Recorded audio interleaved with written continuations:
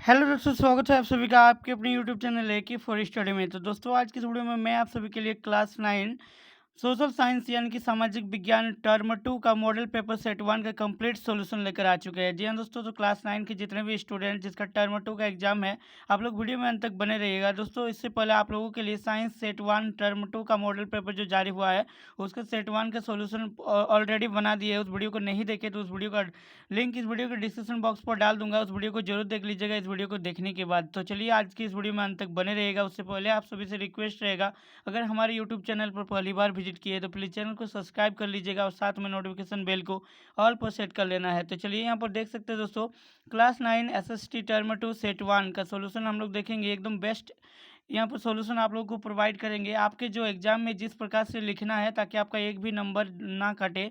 According to इसका जो निर्देश दिया है दोस्तों, जनरल इंस्ट्रक्शन सामान्य निर्देश के आधार पर ही मैंने सारे आंसर प्रोवाइड कर रहे हैं। तो आप लोग जरूर वीडियो में अंत तक बने रहिएगा, सारे आंसर को नोट डाउन कर लीजिएगा और एक बार पढ़ लीजिएगा। और यहाँ पर मैं एक्सप्लेन कर दूंगा जो जो क्वेश्चन एक्सप्लेनेशन की जरूरत पड़ेगा जिसमें। तो यहाँ पर देख सकते हैं विषय हम लोग कौन सा देखेंगे, सामाजिक विज्ञान, और इसमें भी 40 मार्क्स का एग्जाम होगा और समय आपको 1 घंटा 30 मिनट ही मिलेगा।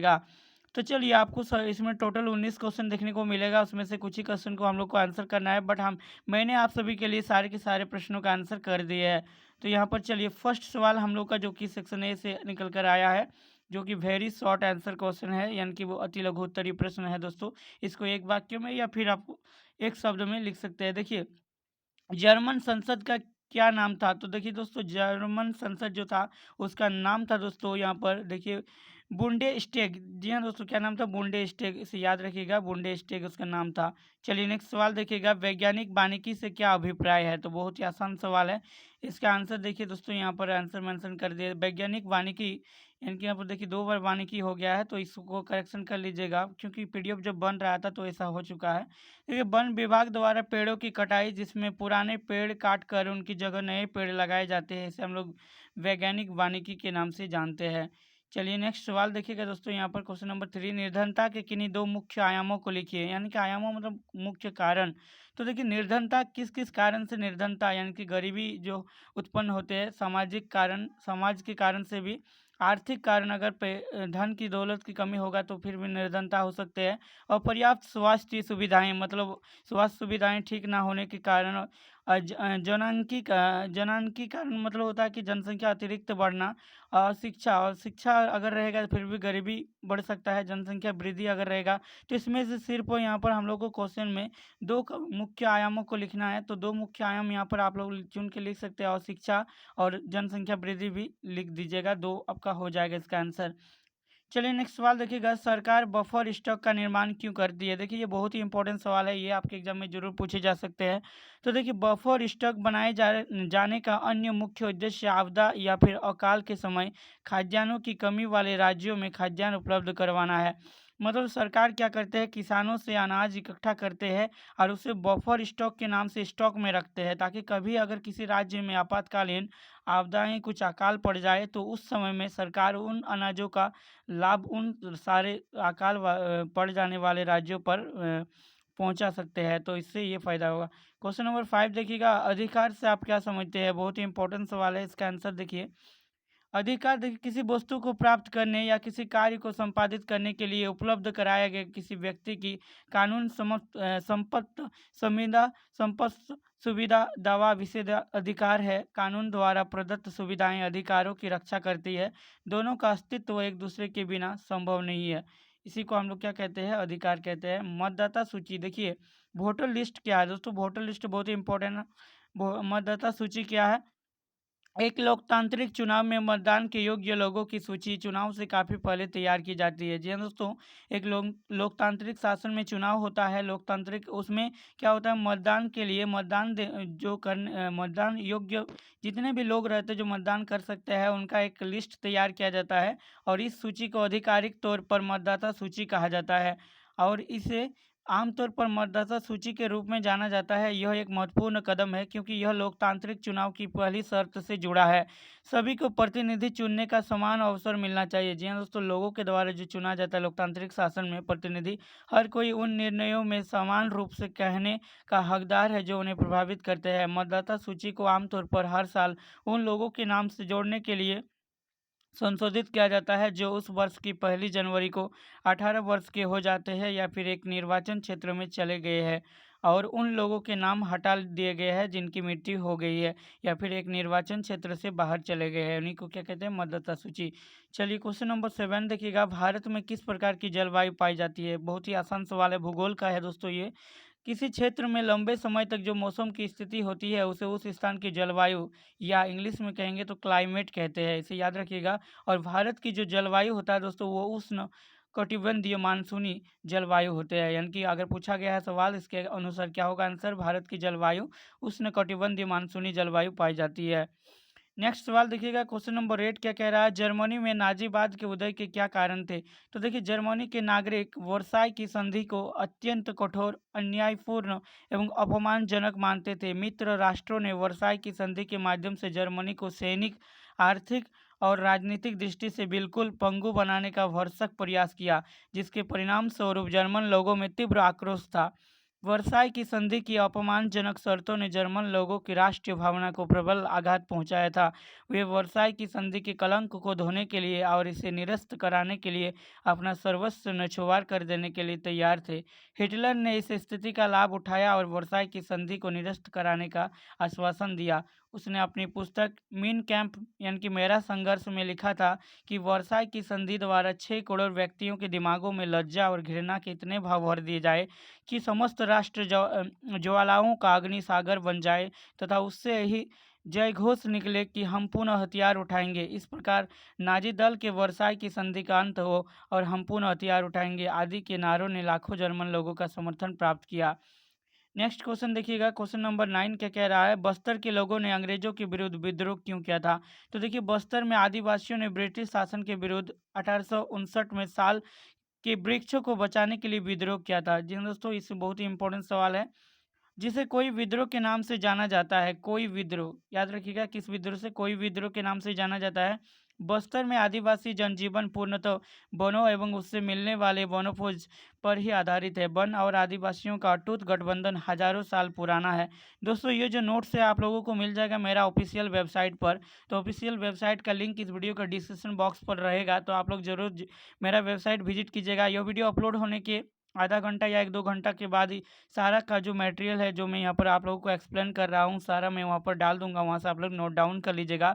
या फिर इसका पीडीएफ जो है आपको टेलीग्राम चैनल पर मिल जाएगा। टेलीग्राम चैनल का भी लिंक इस वीडियो को डिस्क्रिप्शन बॉक्स पर रहेगा, जरूर से जरूर ज्वाइन कीजिएगा। क्वेश्चन नंबर 10 देखिए, भारत में निर्धनता रेखा का आकलन किस प्रकार किया जाता है।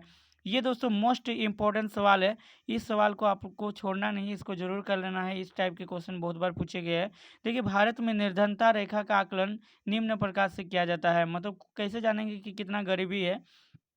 तो नंबर 1 पॉइंट देखिए, निर्धनता के आकलन के लिए एक सर्वमान्य सामान्य विधि आय अथवा उपभोग स्तरों पर आधारित है। मतलब आय और व्यय को देखकर ही तो गरीबी पता लगाया जा सकता है। किसी व्यक्ति को निर्धन माना जाता है यदि उसकी आय या फिर उपभोग स्तर किसी को निम्नतम स्तर से नीचे गिर जाए तो मूल आवश्यकताओं को एक दिए हुए समूह को पूर्ण करने के लिए आवश्यक है।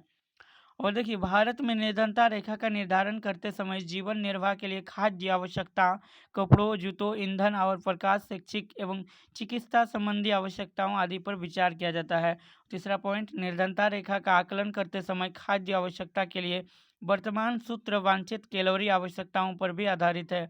भारत में स्वीकृति कैलोरी आवश्यकता ग्रामीण क्षेत्रों में 2400 कैलोरी प्रति व्यक्ति प्रतिदिन एवं नगरीय क्षेत्रों में 2100 कैलोरी प्रति व्यक्ति प्रतिदिन है। उदाहरण स्वरूप वर्ष 2000 में किसी व्यक्ति के लिए निर्धनता रेखा का निर्धारण ग्रामीण क्षेत्रों में 454 प्रतिमाह किया गया था। इससे कम होगा तो निर्धनता हो जाएगा।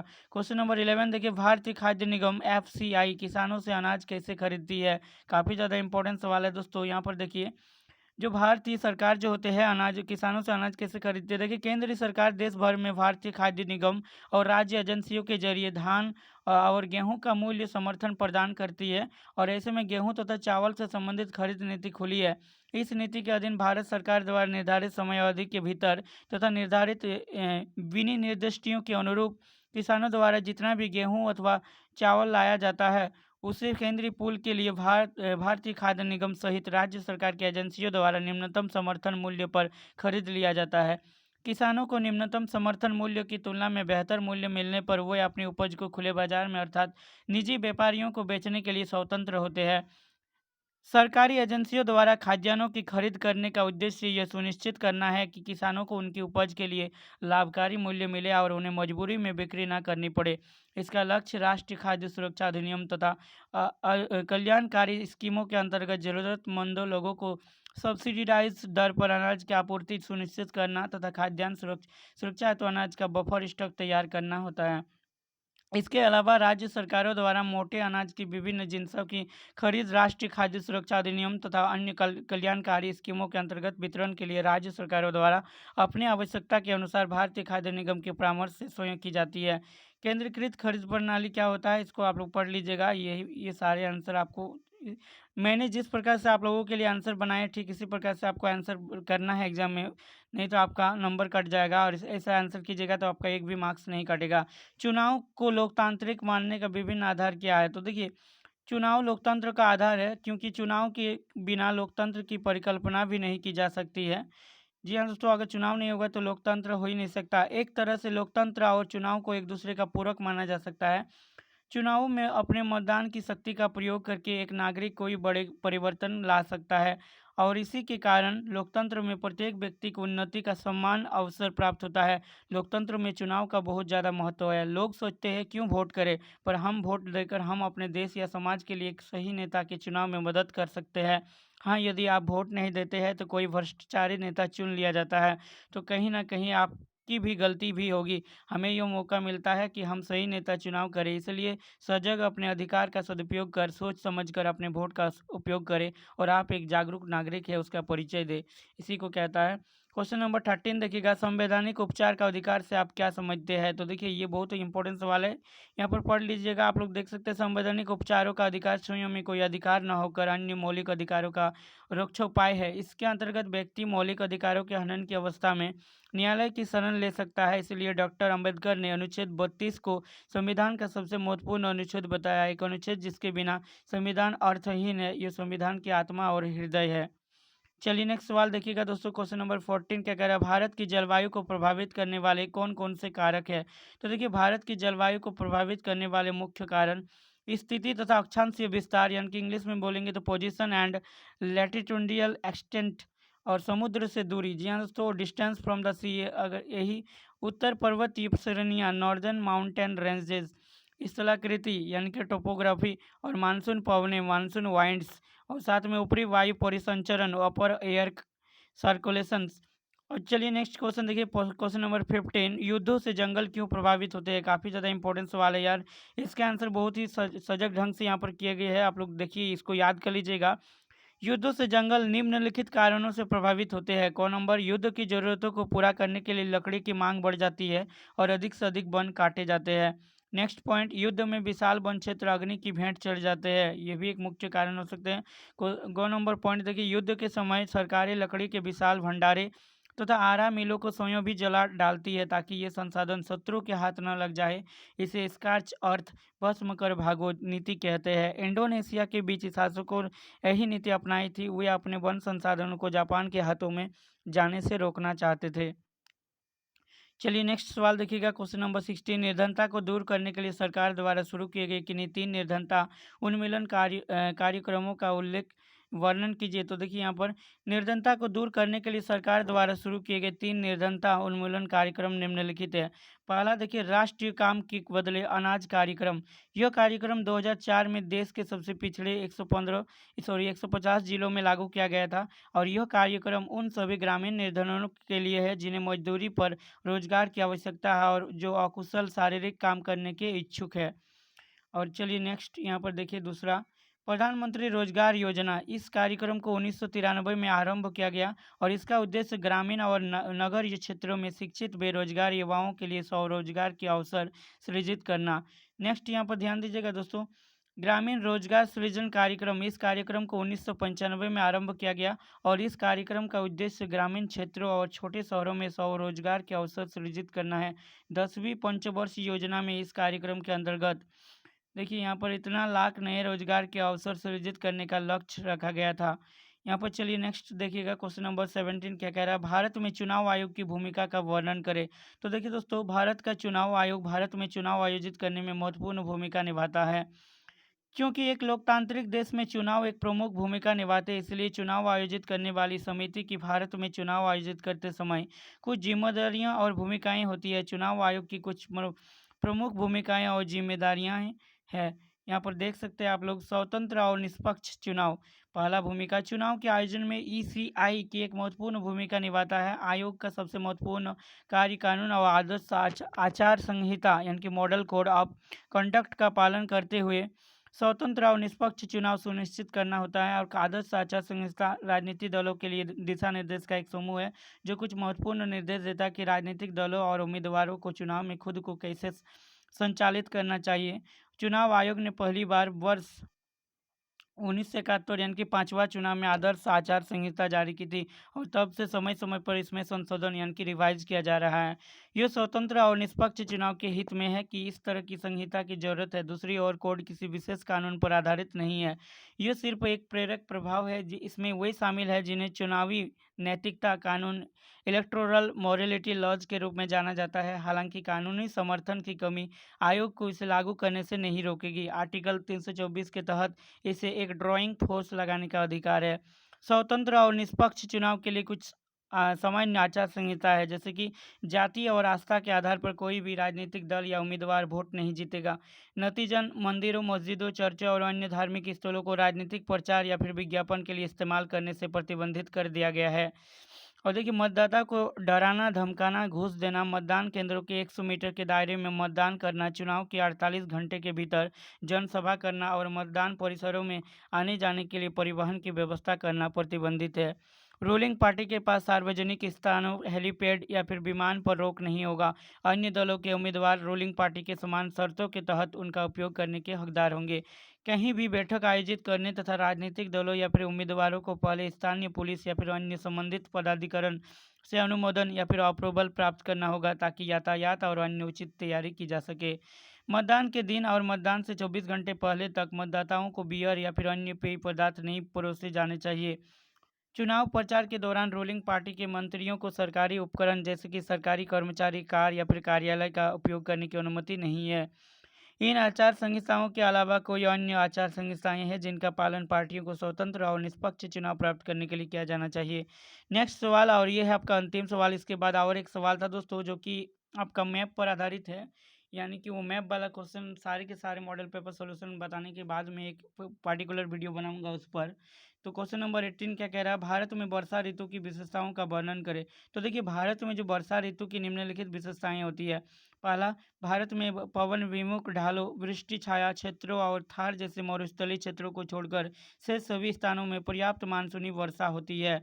और तो ख नंबर, इस ऋतु के आरंभ में पश्चिमी घाटों की पवनाभिमुख ढालें भारी वर्षा प्राप्त करती है, अर्थात 250 सेंटीमीटर से अधिक।